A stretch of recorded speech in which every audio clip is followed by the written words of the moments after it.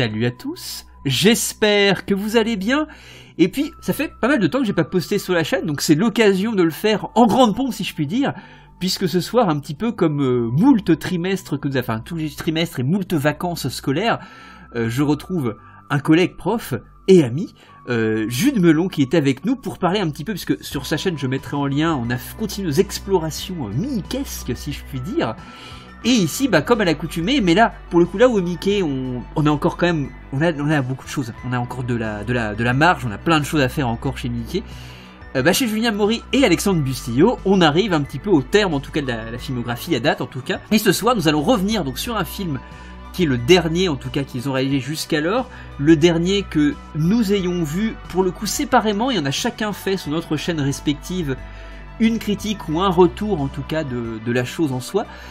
Qui s'appelle donc The Deep House, et on s'est dit que c'était l'occasion, mine de rien, même si chacun d'entre nous, respectivement, en a parlé sur notre chaîne, de revenir un petit peu dessus, à plus forte raison, puisque, mon cher Julien, a priori, le premier visionnage de The Deep House n'avait pas été, on va dire, très enjoué, si je puis dire, mais tu me dis si je trahis ta pensée. Alors, déjà, bonsoir à toutes et à tous, et bonsoir mon cher Romain, comme d'habitude, un grand plaisir d'être avec toi, pour refermer temporairement, hein, parce qu'il va en faire d'autres, il faut l'espérer, le cercle de Deep House. Et oui, c'est le premier film que j'avais vu de ce duo. C'est un peu le paradoxe, j'avais commencé par la fin, puis après j'ai vu les autres. Grâce à toi, bon après je les aurais peut-être vus aussi, mais disons que j'ai fait cette rétrospective en ta compagnie un peu plus intensive. Et donc oui, la première fois où j'ai vu The Deep House au cinéma, c'est le seul film que j'ai vu au cinéma hein, du duo, j'étais ressorti de là, j'allais dire peut-être déçu, parce que il y a un gros concept. L'idée de cette maison hantée sous l'eau, le côté claustrophobique aquatique, il y avait des choses qui promettaient là-dedans. J'ai trouvé que, au final, c'était une sorte de petit pétard mouillé qui fonctionnait sur son concept, mais qui n'allait pas au-delà et qui manquait peut-être de... Alors, c'est paradoxe de dire ça, mais de profondeur. Avec quelques... Ouais, il y avait des choses dans le film qui n'allaient pas au bout, avec des petits trucs comme ça, avec le personnage... On y reviendra, mais le personnage du français qui les guide, là, tout ça, bon. Et du coup, je l'ai revu pour l'occasion. Et tu ne sais toujours pas si je l'ai préféré ou non. Non, c'est ça qui est intéressant. Non, mais le suspense est insoutenable. On est vraiment sur du niveau de Deep House en termes de suspense, évidemment. Et justement, c'est irrespirable, j'ai envie de dire. C'est irrespirable, effectivement.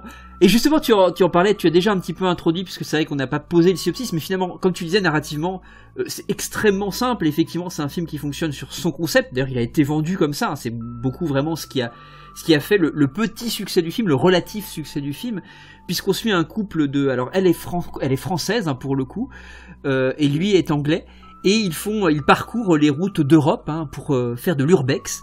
Et donc ils vont se ramener donc en France un petit peu au fin fond. Alors je sais plus dans quel endroit de la campagne française ça se situe, mais en tout cas ils vont pour faire explorer un lac et ils vont se rendre compte que finalement le spot qu'ils avaient posé n'est pas vraiment un spot très très discret. Il y a beaucoup de monde et il y a un gros groupe d'individus qui font la fête un petit peu autour. Donc ils sont un petit peu dépités, ils se disent qu'ils vont profiter de leur week-end et ils vont croiser le fameux français dont tu parlais, un monsieur un petit peu âgé, qui leur propose de découvrir un spot un petit peu plus loin, qui est un petit peu plus planqué et dans lequel ils trouveront personne, mais où se trouve quelque chose d'assez exceptionnel, qui est cette maison qui est sous l'eau. Alors on sait pas vraiment, le film est un peu ambigu, parce qu'il joue un petit peu sur cette ambiguïté, où il y a des éléments de found footage, mais il brise en fait régulièrement ce côté-là. Et il joue un petit peu ça, mais ce qui est vraiment pas un mal, parce que finalement le found footage c'est parfois un petit peu contraignant. Là justement il s'abstrait un petit peu de tout ce truc qui aurait pu le bloquer jusqu'alors, puisqu'on va un petit peu basculer entre le point de vue de leur caméra, le point de vue sous-marin de deux robots aquatiques, il y en a deux il me semble, notamment un en particulier qui a cette lueur rouge qui clignote de manière assez puissante, et puis une caméra pour le coup qui est complètement extra-diégétique, et qui va nous permettre un petit peu de découvrir un petit peu ces fonds marins et cette maison étrange. Donc voilà un petit peu pour résumer la chose, et puis je vais te poser finalement la question qui me titille, si je puis dire, allègrement. Après cette découverte de l'ensemble de la filmographie de Alexandre Bustillo et Julien Maury, alors il nous manque un court-métrage, hein, il me semble, qu'on pourrait d'ailleurs à l'occasion traiter, qui s'appelle X for Xylophone, qui est un court-métrage tiré de ABCs of Death aussi. Mais qui est pour le coup vraiment très très court, puisque ABC of Death, hein, les cours sont de 1 à 5 minutes, donc c'est vraiment très très court. Mais au terme justement de cette découverte de l'ensemble des longs métrages de la carrière, à date en tout cas, de Bussy Omori, qu'as-tu pensé de ce revisionnage, de cette redécouverte de The Deep House? Là, je reste toujours très embêté. S'il y a quelque chose qui ne fonctionne pas sur moi avec ce film. Parce que, alors, c'est un peu triste, mais à aucun moment j'ai ressenti une vraie angoisse. Y compris sur le roman. D'autant moins sur le revisionnage, parce que tu sais ce qui va se passer et tout. Enfin, une zone spoiler, on spoilera allègrement, comme tu dis, gaiement, spoiler gaiement, parce que c'est un peu une de tes expressions fondamentalement déboîtées que tu sors de temps en temps. Salut, je la sors. La totale est faite. Plus sérieusement, il y a cet écho avec à la fin. Bon, il y a un truc à la fin qui me chiffonne un peu, même si je vois l'idée. Il y a l'ambiance sous l'eau. Et puis il y a tout ce début qui est un peu plan-plan. Bon, oui, on installe le fait que c'est un couple de youtubeurs qui fait de l'urbex, on les voit en Ukraine, en mode un peu Gus DX, tout ça, si vous connaissez Chasseur de fantômes. Une sorte de vieux sanatorium, effectivement, au tout début. C'est ça, oui, c'est sympathique en soi. Et là, tu te dis au début, bon, ouais, on peut voir ça sur YouTube, mais c'est l'idée, hein, parce que c'est un peu ça. Et après, il y a toute cette histoire de on va découvrir les lieux, machin, bon. Le duo d'acteurs ne fonctionne pas tout le temps très bien, faut l'avouer. T'as pas envie de t'attacher spécialement à eux, parce que le mec, ça a l'air d'être un petit peu le gars qui veut faire que des vues, et il fonctionne que comme ça. Même il y a cette blague à un moment, hein, faudrait qu'on gagne assez d'argent pour qu'on aille se marier à Las Vegas. Enfin, c'est un peu beauf, quoi. Mais à la rigueur, pourquoi pas? C'est des gens un peu comme vous et moi. Il n'y a pas de prétention non plus. À la rigueur, ça va pas assez creuser l'envers du décor, si on veut. Mais bon. Et après, ils rencontrent donc, oui, ils vont sur place, ils rencontrent ce Français là, au hasard, qui est là, à 20 mètres d'eux. Et là, tu vois, je commence à sortir du délire parce que ce guide là, qui va les mener à la maison, il a rien à faire là à la base, ou alors il les a épiés depuis très loin, on sait pas trop. Et c'est lui qui va les mener à cette maison. On sait pas trop pourquoi. Après, on comprendra. Il y a un truc qui, après, sur certaines révélations, marche moyen pour moi. Et après, bah, une fois qu'on est sous l'eau. Oui, il y a des trucs qui sont sympas, hein. Des petits trucs un peu... on sent qu'il y a eu de la torture, c'est glauque, etc. On peut se poser la question, mais pourquoi cette maison est sous l'eau? Mais il y a... Alors, tu parlais de ce point de vue-là. Je pense que ça va pas aller assez loin du found footage. Dans le sens où, une fois qu'on est sous l'eau, quitte à ce que ça soit parfois illisible, parce que c'est difficile de filmer sous l'eau, hein, c'est compliqué, autant aller au bout du délire et ne filmer que du point de vue des caméras. Après, je trouve que tu vois, passer de la caméra extérieure à la caméra machin, tout ça. Et le montage n'aide pas non plus. Je trouve que c'est peut-être sur le montage où on a du mal à avoir la grosse, pour moi hein, en tout cas, hein, la grosse angoisse sous l'eau. Pourtant, moi, je suis pas un plongeur. J'aimerais pas me retrouver sous l'eau là, à cet endroit. Ça aurait dû marcher de l'eau, mais on n'arrive pas. Et puis ça paraît un peu long, tourne en rond, etc. Pourtant, c'est pas long. Hein. Et je pense que le film se fait bouffer par son concept. C'est une idée de base très intéressante, mais au final, est-ce que ça fonctionne sur un long métrage? C'est là que je suis sorti de là, je me suis dit, mais en fait, ce truc, ça aurait pu durer 40 minutes, ça serait peut-être mieux passé. Sans les trucs un peu ébouriffés du début, avec machin, sans forcément chercher donc ce français, là, etc. Sans chercher la fausse référence à Lovecraft, du coup, qui sert à rien. Parce qu'il y a une référence à Lovecraft, hein. Oui. N'est pas mort celui qui dort éternellement, ou un truc comme ça. Qui est une référence plus ou moins à un truc de Cthulhu. Mais pourquoi c'est là? T'as l'impression que finalement le film ne peut pas aller plus loin que ce qu'il propose. Mais du coup, en long métrage, on reste entre deux eaux, sans faire de mauvais jeu de mots là encore. Et soit c'est trop long, soit c'est pas assez approfondi en fait. Donc... je salue l'idée parce qu'il y a des moments il y a des très beaux plans hein, par moment. Ils savent capter quelque chose, que ce soit sous l'eau ou en extérieur, dans les décors et tout. Mais sur l'aspect cinématographique pur, dans l'agencement des choses, ça n'a pas accroché sur moi. Ouais. Je pense que c'est aussi la faute des deux personnages. Peut-être sur l'écriture des personnages, il aurait fallu trouver quelque chose d'autre, je trouve. Il y a un truc sur lequel on va spoiler par rapport à la respiration. Oui. Mais, ouais, ça ressort vers la fin, mais voilà. J'étais là en mode, ouais, pas assez travaillé, je pense, là-dessus. Mais c'est vrai que non mais t'as raison sur plein de choses en fait. Le film est très problématique dans la mesure effectivement. Alors, moi c'est un film que j'aime beaucoup. J'ai beaucoup d'affection pour le film, mais effectivement c'est un film qui est hyper problématique en fait dans leur carrière globalement, parce qu'effectivement c'est un film qui a tendance tu le dis très bien, à se laisser bouffer par son concept. Le concept est très fort. C'est visuellement, c'est à la fois très fort en termes narratifs et en même temps très fort en termes esthétiques, parce que la découverte de la maison, je la trouve hyper intéressante parce qu'en fait l'eau, effectivement, ce qui est pas hyper, ça demande pas de réfléchir forcément extrêmement loin, mais le fait de jouer sur les remous et l'onde de l'eau qui vont faire flotter en fait les objets dans la maison, le fait que la maison soit complètement immergée, ça crée fondamentalement, sans qu'il y ait d'éléments vraiment, on va dire, d'effets vraiment à proprement parler, ça permet de créer cet aspect fantomatique dans toute la maison, puisque tout le mobilier flotte, etc. Donc ça crée quelque chose de vraiment étrange qui fonctionne extrêmement bien en fait. Et il y a plein d'éléments comme ça qui graphiquement sont intéressants, même dans la manière dont les fantômes apparaissent, dès lors qu'ils apparaissent. Oui. Ils sont aussi visuellement intéressants, puisque finalement leurs vêtements, enfin ce qui reste de tissu sur eux flotte, etc. Tu parlais tout à l'heure aussi, ça c'est un truc qui est assez récurrent chez Buscemi, c'est le travail sur les masques notamment. Et il y a ces deux personnages qui sont enchaînés dans le sous-sol et qui flottent aussi avec des masques sur les visages, tout ça. Ça fonctionne extrêmement bien. Et puis l'eau leur donne une sorte de pâleur en fait assez naturelle qui fait que ça fonctionne très bien. Et leur gestuelle, la manière dont ils s'approchent finalement de manière très très lente, comme finalement cette mort inexorable qui s'approche de toi, que tu peux fuir dans les faits, mais qui finalement finira toujours par t'attraper malgré sa lenteur, comme les Michael Myers par exemple chez Carpenter. Ça fonctionne très bien. Mais finalement, effectivement, la note d'intention graphique, on va dire, a tendance parfois à phagocyter en fait tout le reste. Et narrativement, effectivement, le film se trouve à être assez faible. Moi, j'aime bien le côté où le film parvient quand même à créer et à distiller du mystère en fait ça et là, où il n'explique pas grand chose. Quoique ça c'est discutable, parce que moi pour moi le gros souci du film, et là je vais spoiler un tout petit peu, donc on va se permettre de spoiler allègrement et gaiement maintenant. Spoiler donc pour ceux qui ne l'auraient pas vu, la manière quasiment dont ils expliquent finalement l'histoire de cette maison. Jusqu'alors ils avaient maîtrisé ce côté un petit peu, ce travail sur l'ellipse, sur le fait d'éluder des éléments pour que toi spectateur tu imagines un petit peu tout ce qu'il y a derrière tout ça. Et ben finalement à la fin ils te le font de manière extrêmement didactique, c'est-à-dire qu'il y a une projection d'un film qui te raconte l'histoire de la maison. Alors ça crée une sorte de mise en abîme qui est plutôt chouette et intéressante graphiquement, mais pareil, j'entends d'un point de vue conceptuel, c'est hyper lourd en fait, c'est vraiment je t'explique avec des petites images au cas où t'as pas compris tout ce qui s'est passé et qui a mené à ça.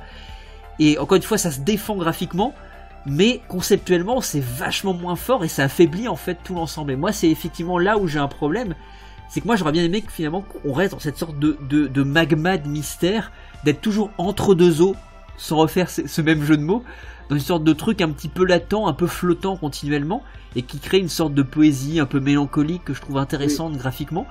Mais à un moment donné, on est dans cette obligation qui ne devrait pas en être une en fait, d'expliquer tout et de tout surexpliquer et de tout surligner. Et moi, ça me dérange un petit peu. Oui, et puis toute cette histoire autour donc du personnage, le guide, la Pierre, qui est en fait le fils d'une famille qui torturait tout, donc il perpétue. Enfin, on s'en fout en fait. C'est balancé comme ça direct. On s'en fout de ce personnage. Limite, ça aurait dû être un hasard.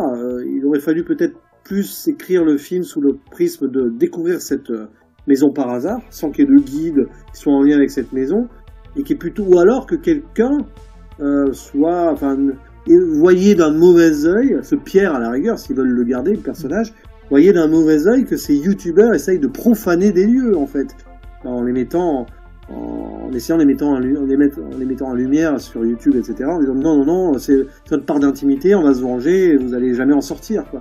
Il aurait peut-être pu jouer là-dessus. D'ailleurs, ça aurait pu faire une relecture assez vague d'un épisode des Contes de la Crypte. Je sais pas si tu t'en souviens. Une sorte de télé-réalité où il y a des fantômes dans une maison.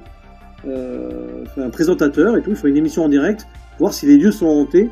Et comme il joue là-dessus en disant ouais, on a mis des trucs factices, on va faire peur aux gens. Et en fait, il y a des vrais fantômes qui viennent s'interposer, qui sont pas contents qu'on profane les lieux. C'est un petit épisode sympathique d'ailleurs. Qui va être disponible sur YouTube et tout, parce que les Contes de la Crypte, vous pouvez les trouver facilement. Mais peut-être qu'il aurait été plus évident et plus intéressant. Plus évident, justement, peut-être. C'est ce qu'ils n'ont pas voulu faire. Mais plus intéressant de faire une critique ici de ces gens qui cherchent la sensation à travers le paranormal et qui se fassent bouffer par ça. Mais ça a dû être fait tellement de fois qu'ils ont peut-être voulu aller ailleurs. Mais alors pourquoi, à ce moment-là, convoquer une vieille histoire de famille, de tueurs, de machin, et avec une citation de Lovecraft du coup qui n'a rien à faire là, parce que honnêtement, qu'est-ce qu'il y a de Lovecraftien là-dedans? C'est pour ça que, enfin, après c'est peut-être une citation, c'est peut-être un clin d'œil en mode voilà, hein, et du coup ça devient surexplicatif sur un personnage qu'on n'imaginait pas du tout être lié à cela, parce que ça a l'air d'être un guide local, toutes sortes de, ouais, comme quoi les voisins les ont tués, enfin, on s'en fout en fait. On s'en fiche quoi. Limite, on voulait se centrer plutôt sur les deux personnages, les rendre attachants d'une manière ou d'une autre, et avec leurs qualités, leurs défauts, c'est-à-dire vouloir profaner les lieux, filmer les lieux, et que les lieux se vengent sur eux d'une certaine manière. Mais bon, le film aurait eu une toute autre approche, je pense. Je pense qu'ils ont voulu faire original en fait. Ils se sont perdus dans l'originalité du concept, et à un moment, ils se sont sentis obligés d'expliquer un truc. Peut-être qu'il aurait fallu absolument rien expliquer. Bêtement, les lieux sont hantés, on ne sait pas pourquoi. Bien sûr. Et à la fin, il meurt. Voilà, au revoir. Mais peut-être que ça aurait été mieux. Hein. Ah bah, je trouve que justement, ouais, ça aurait été beaucoup plus intéressant de laisser effectivement, quitte à donner des pistes qui sont finalement pas si intéressantes là et déceptives par rapport à l'ampleur que visuellement ça donne de cette maison. Quitte à ça, il valait mieux finalement ne pas expliquer et rester dans une sorte de flou qui aurait été plus intéressant, effectivement, peut-être travailler plus les personnages, parce qu'effectivement, alors, moi autant l'héroïne, je la trouve plutôt bien en fait et assez attachante, autant effectivement le personnage du copain est assez horripilant. Alors ça fonctionne, je pense qu'il y a une part, c'est en partie voulu quand même, mais il est quand même assez insupportable, et en fait, au bout d'un moment, tu t'en fous pas mal de trop de ce qui lui arrive à lui, en tout cas, c'est pas... et t'as juste une seule envie, c'est qu'elle s'en sorte plus que lui. Mais moi je trouve que finalement son arc à elle, se disait tout à l'heure sur la question de l'apnée, etc. Et je trouve que ce final là où finalement elle n'aboutit pas, elle n'arrive pas à remonter, puis elle finit par mourir. Moi je trouve que ça fonctionne assez bien. Je trouve que d'ailleurs le plan, tous les plans de la remontée sont vachement jolis. C'est esthétiquement assez bien chiadé. Et je trouve que justement en fait le problème du film, comme je reviens un petit peu sur ce qu'on a dit tout à l'heure, c'est que je trouve que finalement, tout ce qui a été écrit autour me semble être une sorte de prétexte pour justifier le concept. Et c'est un petit peu dommage parce qu'on passe par cette dimension de la justification. Or, le fantastique n'admet pas forcément de justification. Mais là, il a fallu trouver et tisser quelque chose autour de ce concept qui est visuellement dantesque et qui fait kiffer les fans de fantastique que nous sommes. Et il y a ce truc-là qui fait qu'on a dû trouver quelque chose autour, donc on a enserré ça dans une sorte d'archétype narratif de, tant mieux, de maison hantée, et on n'en fait pas grand-chose effectivement. Et puis comme il faut justifier un petit peu trop pour pouvoir un petit peu tenter d'asseoir cette narration-là, on essaie de tout justifier, de tout rationaliser, et ça donne effectivement des passages qui sont parfois un petit peu gênants parce que trop explicatifs. Oui, voilà, ça aurait pu être... une découverte hasardeuse sur un moment urbex ou quelqu'un localement qui leur donne un tuyau mais sans qu'il soit lié, et puis après on laisse agir le mystère du fantastique dans cette maison sans chercher à expliciter, en laissant peut-être des pistes, des vagues photos, des machins. Oui. Mon histoire du village englouti, ça peut être intéressant, hein, ça oui, surtout que ça existe, hein. Il y a eu des villages qui ont été engloutis suite à des barrages qui devaient être démolis, enfin plein de choses, hein, des vallées inondées, donc oui. Ça aurait pu être très passionnant là-dessus, se suffit rationnel. Pour en revenir au personnage féminin, moi j'ai un souci, c'est que son mec est assez détestable, a pas l'air trop de se rebeller, pourtant il se sert d'elle. Hein. C'est vrai. Enfin, ça donne l'impression là-dessus qu'on a un couple un peu, qu'il est un peu toxique avec sa copine, et elle se laisse porter. T'as l'impression, à la rigueur, il aurait fallu creuser un traumatisme sur la fille. Peut-être pour expliquer qu'elle se laisse bouffer, voilà, et puis qu'à la fin qu'elle se rebelle contre son mec et qu'elle essaye de s'en sortir, mais c'est trop tard. On essaie même pas trop travailler là-dessus. Par contre, le fait qu'elle meure à la fin, oui, ça c'est bien parce qu'on s'attend à ce qu'elle s'en sorte. On la voit s'entraîner dans la baignoire au début. Elle n'arrive pas à retenir son apnée, etc. Elle ment d'ailleurs à son mec. Ouais, tout va bien. Et à la fin, on se dit bon, elle va s'en sortir. Grâce à l'adrénaline, elle va réussir malgré tout à battre son record d'apnée. Non, ça reste réaliste pour le coup. Non, elle meurt. J'ai envie de dire entre guillemets comme une merde, non, parce que la pauvre ne pouvait pas autrement. De toute façon, ce que j'ai cru comprendre en apnée, elle aurait jamais pu s'en sortir parce qu'il faut respecter une certaine vitesse comme ça, donc les paliers, de toute façon elle serait morte. Ça aurait été encore plus drôle d'ailleurs qu'elle arrive à retenir, oui, mais non, mais elle va mourir parce qu'elle va perdre connaissance. C'est drôle. C'est plus ou moins ce qui lui arrive en fait. On n'a pas réussi à s'attacher à elle. Peut-être que ça, le film aurait dû s'attacher à elle et montrer le mec encore plus détestable. Pourquoi pas, oui. C'est un amour toxique, on ne sait pas pourquoi elle reste avec. Il aurait fallu montrer qu'elle doute de lui, je sais pas, qu'elle hésite à le quitter, faire des conneries comme ça, mais qu'elle le suit encore sur une forme de promesse. Elle aurait peut-être pu travailler cela, ça aurait rendu d'ailleurs le climax final plus intéressant avant même sa mort, hein, sur leur survie à eux. Mais je sais pas. Après, oui, non, mais je reviens, c'est quand même, il y a des moments, il y a des bons plans, il y a le décor, parce que je crois que tout a été refait en studio, si je me trompe pas. Dans une piscine en Belgique, il me semble qu'ils ont tout construit dans une piscine de 8 mètres de profondeur en Belgique. C'est quand même, on y croit, certains, enfin, grosso modo, sur ce plan-là, on y croit. C'est vraiment bien reconstitué. Mais justement, ils ont tellement passé de temps là-dessus, à s'imaginer des trucs, qu'une fois après mettre le film en branle et à le filmer, il y a peut-être eu des difficultés techniques qu'ils n'imaginaient pas aussi, parce que c'est la première fois qu'ils font un film sous l'eau, hein, de toute façon. Ça ne va pas être facile. C'est parce que filmer l'action comme ça, le montage derrière, ça a dû être pénible. Il faudrait avoir une interview peut-être. Bon, ils ne le diraient pas en interview promo, en disant non, on a galéré, hein, c'est pour ça que le montage est foireux, etc. Non, évidemment. Mais est-ce qu'ils en gardent une bonne expérience avec le recul? À voir. Mais au moins, ils ont tenté. Au moins, quoi qu'il arrive, c'est ça qui est fort avec eux, c'est qu'on peut pas leur enlever ce talent et cette envie, cette curiosité, j'ai envie de dire, de tenter des choses. Et puis tu as du fantastique en France, en plus de mettre vraiment en avant des décors, on va dire un cadre français avec ses mythes, avec ses légendes, avec ses symboliques, etc., qui mettent vraiment en avant, qui est intéressant à chaque fois. C'est pour ça que je veux leur pardonner, parce que il faut oser, hein, ce genre de film. Beaucoup d'auteurs plus célèbres qui auraient plus de moyens n'auraient pas osé de faire le film. Ouais. Voilà. On leur aurait proposé ce scénario, ils disaient non, ça va être casse-gueule et tout. Et eux, ils ont tenté de relever le défi. Selon moi, ils n'y sont pas parvenus, mais au moins ils ont osé, ils ont réussi à faire financer leur film et on l'a eu en salle. Donc, il faut pas qu'ils lâchent, hein, s'ils nous écoutent. J'admire en tout cas leur vision des choses, parce que chaque film qu'on a vu d'eux, il y a toujours quelque chose à tirer. Ouais. Bon, il y a des trucs, il y a eu leur expérience un peu malheureuse aux États-Unis, mais là aussi ils ont osé. Ils ont répondu à l'appel, ils en sont revenus, hein. Mais tu vois, Kandisha qui est sorti à peu près en même temps, ils ont filmé les deux un peu de mois d'écart. Ça aussi, il faut le faire, un film de banlieue horrifique en France. Oui, tout à fait. Donc voilà, donc on attend vraiment, enfin moi, là j'ai envie de dire qu'on attend leur prochain avec grande impatience. J'espère qu'ils vont nous en proposer un bientôt. Je sais pas s'il y a des nouvelles à ce sujet. Il me semble qu'il y avait un casting assez récemment sur Facebook, en tout cas qui avait été relayé pour y rechercher un enfant pour jouer dans leur prochain film, il me semble. Donc un petit malédiction à la sauce Bustillo Mori peut-être. Pourquoi pas. Ça pourrait être intéressant. Ah bah oui. En plus ils ont ils ont fait un film avec des jeunes ados aussi. Avec Monsieur des Vivants, effectivement. Donc pourquoi pas? Non, mais on peut leur faire confiance là-dessus.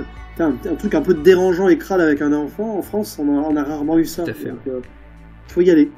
Je pense qu'ils pourront nous surprendre. Et ils réussiront leur coup bientôt, ça j'en suis persuadé. Et au passage, même si tu l'as déjà plus ou moins fait, en fait, maintenant, en fait, dans les dernières minutes, tu en as fait un petit peu, quel serait ton bilan, un petit peu? Parce que ça, on pourra jamais faire le bilan de la carrière de Mickey sur ta chaîne, ça va être compliqué. Mais si tu avais à faire un petit peu un bilan de ça, ces 5-6 films que tu as pu découvrir d'Alexandre Bustillo et Julien Maury, quel serait ton bilan? Qu'est-ce que par exemple tu as préféré découvrir et qui pour toi était vraiment une découverte très forte, peut-être dans ta cinéphilie, ou de manière relative si tu veux, mais qui a été fort pour toi? Voilà, est-ce que tu auras un petit bilan à faire autour de ces deux auteurs que tu as pu découvrir ces derniers mois? Alors, franchement, je reste toujours très impressionné par leur premier à l'intérieur. Hein. Un truc qui se casse la gueule, là c'est pas grave. Ça reste à l'intérieur de toute façon. Ce film-là, pour une première, sorti il y a 15 ans, hein, un peu plus maintenant, c'était très marquant. Bon, Béatrice Dalle, forcément, un petit peu. Et après, il y a toujours quelque chose à tirer de leur film. Même j'ai envie de dire que leur expérience américaine, c'est un film malade. Comme tu aimes beaucoup les films malades. Oui. Ça on le sait. Et c'est un beau film malade, Leatherface. Ouais. Il y avait quelque chose de bien crade derrière aussi. Mais c'est vrai que quand je regarde leurs films, j'ai tendance à préférer leur premier. Ouais.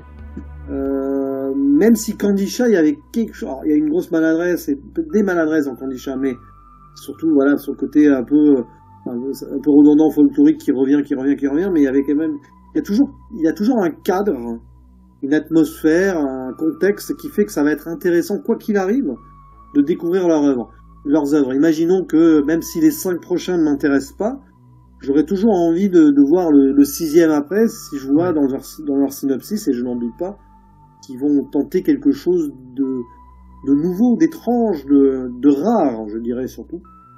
Donc, moi, je préfère à la rigueur des auteurs comme ça, même si à chaque fois je vais osciller entre le bon et le moyen ou le moins bon ici.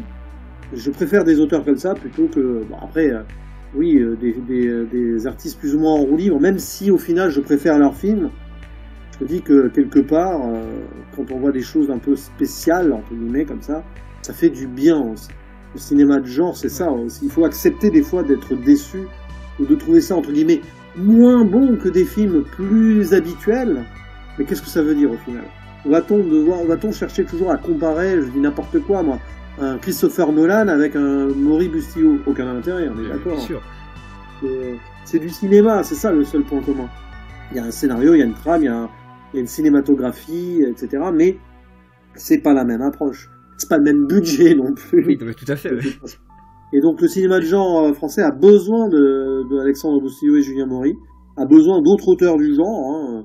On peut penser aussi à Mathieu Turi, je crois. Hein, oui, tout à fait, Mathieu Turi, oui. Pas Méandre. Tu vois, Méandre, par exemple, j'avais des réticences que je reverrai avec plaisir, quand même, pour le retenter.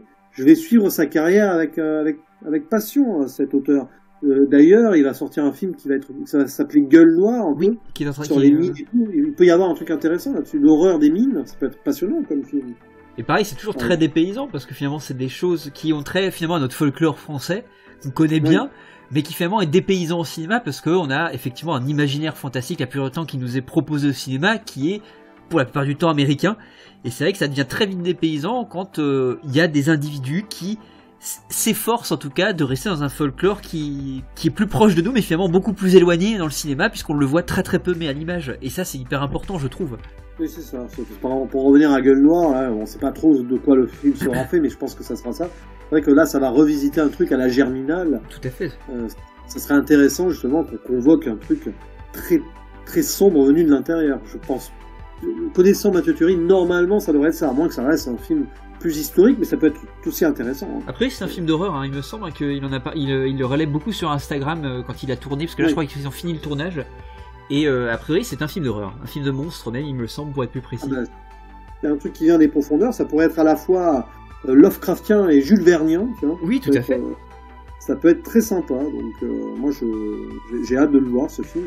D'ailleurs, il y a un gros casting, je crois qu'il y a Samuel Le Bihan dedans. Tout à fait, oui.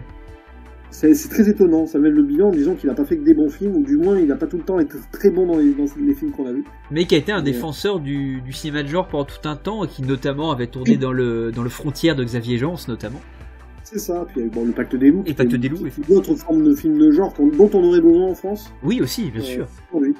Mais ouais, non, à suivre, oui, 1956, c'est ça, le nord de la France, mineur de fond. Bah voilà. Bon, on sort un petit peu de Bustillo-Maury, mais peut-être qu'il y a des connexions à faire, peut-être qu'ils se connaissent, hein, les trois.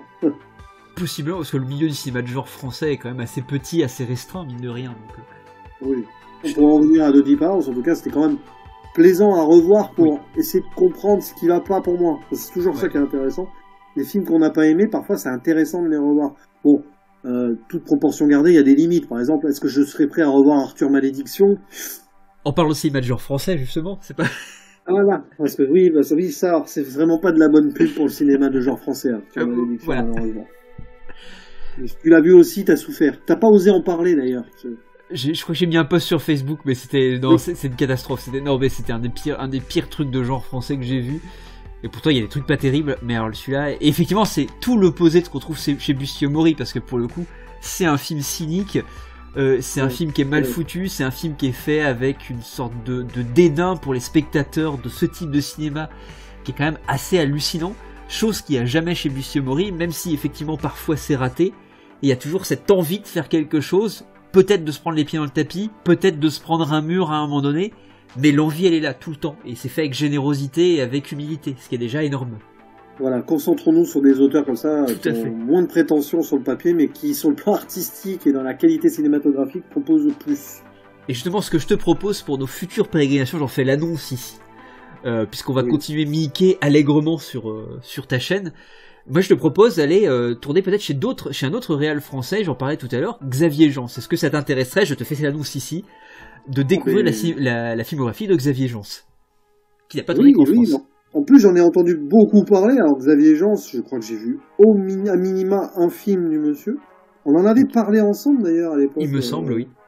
Sur les réseaux, hein, pas sur YouTube et tout, mais Coldskin. Tout à fait, Coldskin, effectivement, oui. Donc j'avais parlé sur ma chaîne, hein, Coldskin, 2017, mais je l'ai vu un an après. Donc oui, avec grand plaisir, parce que ça fait partie de ces films. Frontières, c'est un de ces films qu'il faut que je rattrape un jour, donc ça tombe bien. Je me dis, là, pour le coup, et je crois qu'il en a fait pas loin d'une dizaine, non, je ne sais pas. Alors, il doit y avoir The Divide, il y a aussi l'adaptation d'Hitman aussi, aux États-Unis, oui. dont il est revenu aussi pas très positif non plus. Le pauvre. Donc, mais ça pourrait être intéressant effectivement de parcourir à l'avenir cette filmographie qui est un petit peu plus courte quand même, il me semble. Mais il y a de quoi faire et il y a des choses intéressantes. Il a fait un film britannique aussi apparemment, de Crucifixion. Aussi, tout à fait.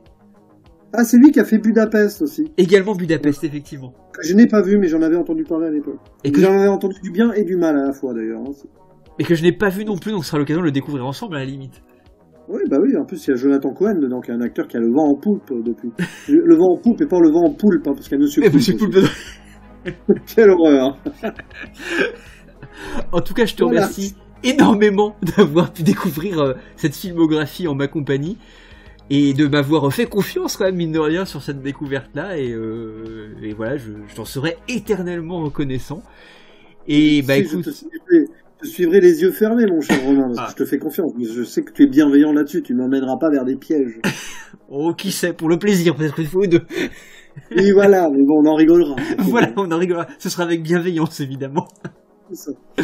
En tout cas, on vous remercie énormément de nous avoir écoutés, d'avoir pris le temps de nous écouter sur ces pérégrinations. N'hésitez pas, je mettrai en description, comme on arrive au terme de cette exploration de filmographie, je mettrai l'ensemble des liens vers les vidéos qui ramènent à chacun des films de la filmographie de Alexandre Bustillo et Julien Maury. Et puis donc on se retrouve très bientôt, Julien, pour la découverte peut-être de Xavier Jean. Et puis encore un immense merci à toi, et puis je te souhaite une très belle soirée. Et merci à toi, Romain, et bonne soirée à toi, et bonne santé à toutes et tous tes abonnés EES. C'est pas facile à dire, hein. Surtout en fin de vidéo. Effectivement, je rebondis, bonne santé à tous et des gros bisous. Salut. À bientôt.